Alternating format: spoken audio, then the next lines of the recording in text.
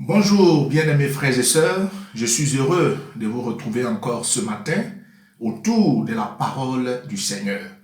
Et je crois que là où vous êtes, que vous soyez confinés ou en quarantaine, ou que vous soyez, le Seigneur est avec vous parce qu'il a promis d'être avec nous jusqu'à la fin du monde. Et le Seigneur étant fidèle, je crois bien qu'il est avec vous ce matin. Que le Seigneur vous bénisse abondamment. Je vous invite à prendre votre Bible dans Deutéronome chapitre 11 et nous allons lire seulement le verset 1. Il est dit ceci: tu aimeras l'Éternel ton Dieu et tu observeras toujours ses préceptes, ses lois, ses ordonnances et ses commandements. Le thème que je vous propose sur la base de cette lecture est donc le suivant: les bénédictions liées à l'observation des commandements de Dieu. Les commandements de Dieu, c'est juste ce que Dieu veut. Ce que Dieu voudrait qu'en tant que peuple de Dieu, nous puissions accomplir.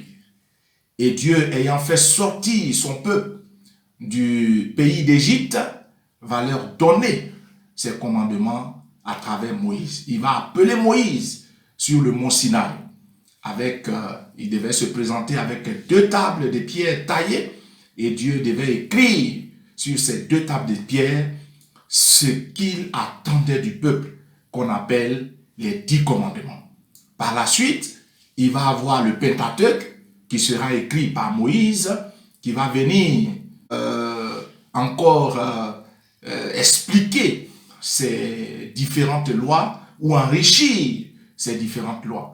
Il va avoir l'Ancien Testament et il aura à nos jours le Nouveau Testament. Donc, les commandements de Dieu, c'est la parole de Dieu. Ce que Dieu veut. Ce que Dieu veut qu'en tant que peuple de Dieu, nous puissions accomplir. Et tout cela est consigné dans la parole de Dieu. Alors, obéir ou observer les commandements de Dieu, c'est obéir ou observer ce que nous demande la parole du Seigneur. Bien-aimés frères et sœurs, cela dit, Dieu tient à ce que nous observions ses commandements. Dieu tient à ce que nous pratiquions ses commandements. Il tient à cela. Et vous voyez que dans ce texte, c'est presque un ordre qui a été donné. Il nous est donné ordre d'observer les commandements de Dieu.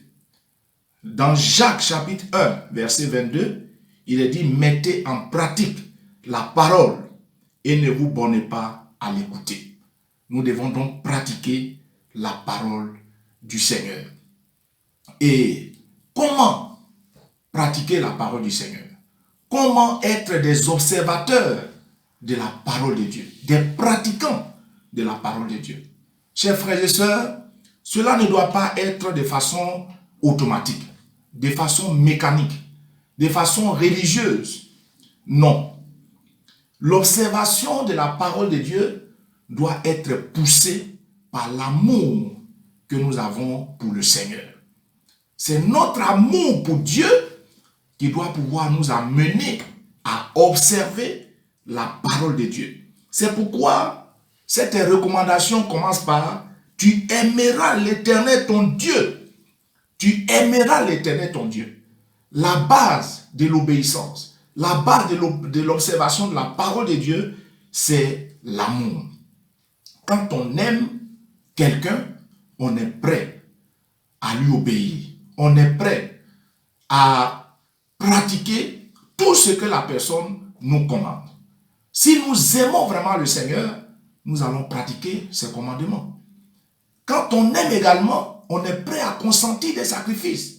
Dieu nous demande, ma foi, certaines choses qui nous demandent des sacrifices. Et si nous n'aimons pas le Seigneur, nous n'allons pas obéir à ses commandements. C'est pourquoi aimons le Seigneur. La deuxième chose qui doit nous pousser à obéir aux commandements de Dieu, c'est le souvenir de tout ce que l'Éternel a fait dans notre vie. Quand nous réalisons tous les bienfaits de Dieu, là où Dieu nous a tirés, ce qu'il a accompli dans nos vies, les miracles qu'il a opérés dans nos vies, chers frères et sœurs, notre reconnaissance au Seigneur ou le retour au Seigneur devrait être l'observation de ces paroles. Ne vivons non pas comme des personnes qui n'ont pas bénéficié des grâces de Dieu, qui n'ont pas bénéficié des bénédictions de Dieu. Sinon, nous disons au Seigneur, nous vivons comme bon nous semble parce que tu n'as rien fait pour nous. Or, Dieu a fait de grandes choses pour nous. Il a guéri certains. Il a ressuscité des morts. Il a protégé bien des personnes. En retour, nous devons obéir au commandement du Seigneur. Et bien entendu, c'est celui qui obéit au commandement de Dieu, celui qui observe les commandements de Dieu, c'est à celui-là que sont réservées les bénédictions de l'Éternel. Il y en a qui veulent être bénis, mais ils ne sont pas prêts à obéir. Je voudrais vous dire que les bénédictions de l'Éternel sont pour ceux qui observent ses commandements, ceux qui obéissent à ses commandements, ceux qui sont prêts à suivre la volonté de Dieu, à suivre la volonté de Dieu. Et c'est ce que dit ce texte que nous venons de lire. C'est vrai que nous n'avons pas tout lu, mais quand vous allez prendre le temps de lire le Deutéronome chapitre 11, vous verrez que ce sont ceux qui obéissent aux lois du Seigneur que l'Éternel bénit. Alors bien-aimé, si tu veux être béni, si tu veux avoir les bénédictions, les grâces de Dieu dans ta vie, obéis au commandement du Seigneur. Dans le verset 8, il est écrit ceci: « Ainsi, vous observerez tous les commandements que je vous prescris aujourd'hui, afin que vous ayez. » Afin que vous ayez. Et cela va ouvrir maintenant le chapitre des bénédictions. La première bénédiction, c'est que celui qui obéit au commandement de Dieu, Dieu lui donne la force. Il lui donne la force.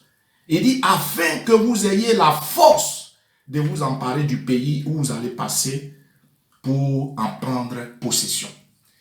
Le pays comportait des ennemis. Et pour que le peuple d'Israël prenne possession du pays, il fallait vaincre toutes les nations qui étaient sur le territoire. Des nations fortes, des nations exercées à la guerre, des nations plus nombreuses que le peuple d'Israël, qui était un petit pays, un petit peuple. Il fallait prendre possession de ce territoire. Il lui fallait donc la force. Mais pour que le peuple ait la force, il fallait que Dieu soit avec lui. Et pour que Dieu soit avec lui, il fallait que ce soit un peuple qui obéisse au commandement de Dieu. Parce que Dieu ne sera pas avec quelqu'un qui n'obéit pas à ses commandements. C'est pourquoi obéir à Dieu nous donne toujours la force. Mais Dieu de notre côté. Si vous voulez vaincre vos ennemis, vous voulez vaincre les obstacles, vous voulez vaincre le diable et ses démons, vous avez besoin de la force de Dieu. Et la force de Dieu vous sera communiquée si vous êtes en accord avec le Seigneur. Si vous êtes désobéissant, vous serez vaincu. Vous serez balayé par l'ennemi.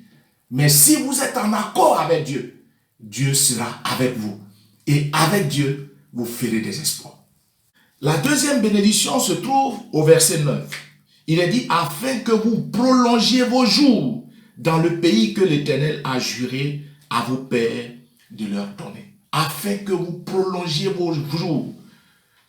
L'une des bénédictions qui s'attache à une vie qui obéit au Seigneur, c'est le prolongement de ses jours.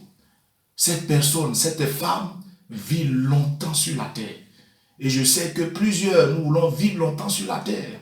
C'est pourquoi nous prenons des médicaments, nous prenons plusieurs, nous soumettons à plusieurs activités pour vivre longtemps. Mais l'une des voies pour vivre longtemps, c'est d'obéir au commandement de Dieu.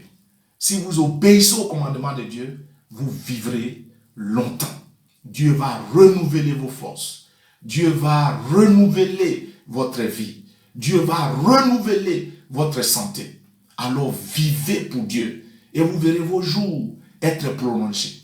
Dieu connaît le nombre des jours de chacun d'entre nous, comme il connaît le nombre de nos cheveux. Et plusieurs meurent avant leur jour, avant les jours que le Seigneur leur a impartis, parce qu'ils vivent n'importe comment, dans la drogue, dans la sexualité, la débauche sexuelle, dans l'alcoolisme, dans la violence, le vol, et ils sont tués par ces choses-là. Parce que le salaire du péché, c'est la mort. Mais quand nous obéissons au commandement de Dieu, Dieu nous garde. C'est vrai que nous allons mourir, mais nous mourrons dans les limites de jours que le Seigneur nous donne. Et Dieu, même étant souverain, peut aussi prolonger nos jours, parce que nous sommes en accord avec lui. Que le Seigneur vous bénisse, qu'il prolonge vos jours, et par, je dirais, l'observation de ses commandements. La troisième bénédiction, c'est la bénédiction du meilleur. La bénédiction du meilleur. Quand nous lisons les versets 10 et le verset 11, le Seigneur va faire une comparaison entre, je dirais, l'état ou la bénédiction que le peuple d'Israël avait en Égypte, parce qu'ils avaient des champs, ils avaient du bétail, et la bénédiction qu'ils allaient avoir dans le pays de Canaan. Le Seigneur va établir nettement la différence. Il va voir dans la bénédiction de Canaan une bénédiction meilleure. Une bénédiction meilleure. Cela dit, quand nous obéissons au Seigneur, quand nous respectons ses commandements, Dieu nous donne toujours le meilleur. Le meilleur est pour nous. Tu auras la meilleure vie. Parce que c'est la bénédiction de l'Éternel qui enrichit et il ne la fait suivre d'aucun chagrin. Je ne vous dirai pas que vous serez les seuls à avoir de l'argent, que vous serez les seuls à avoir du travail, à avoir telle ou telle chose. Mais je vous dis, si c'est Dieu qui vous donne ces choses seront meilleures. Ces choses vont vous profiter. Ce que Dieu donne est meilleur. Alors mon frère, ma soeur, toi qui m'écoutes, si tu veux avoir ce qui est meilleur, ce qui vient de Dieu, ce qui descend de Dieu, observe les commandements de Dieu. Obéis à Dieu. Et tu verras que ta vie sera meilleure. Tout ce que le Seigneur va te donner, tu vas en jouir, tu vas profiter de cela. Ce sera des choses durables, des choses qui vont répondre vraiment à tes besoins. Alors, observe les commandements de Dieu. La dernière bénédiction se trouve, en ce qui concerne le passage, bien entendu, se trouve au verset 14. Il dit, je donnerai à votre pays la pluie en son temps, la pluie de la première et de l'arrière-saison. Et tu recueilleras ton blé, ton mou et ton huile. Je mettrai aussi dans tes champs de l'herbe pour ton bétail. Et tu mangeras et tu rassasieras. Et tu rassasieras. Cela nous parle d'une bénédiction abondante. Quand nous obéissons au commandement de Dieu, non seulement Dieu nous donne le meilleur, mais Dieu nous bénit abondamment. Abondamment. Nous ne manquons de rien.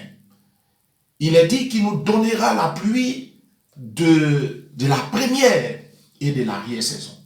Cela veut dire, à toutes les époques, la bénédiction de l'Éternel sera disponible pour toi, disponible pour ta famille, disponible pour ta vie. Chers frères et sœurs, il est donc important d'obéir au commandement de Dieu.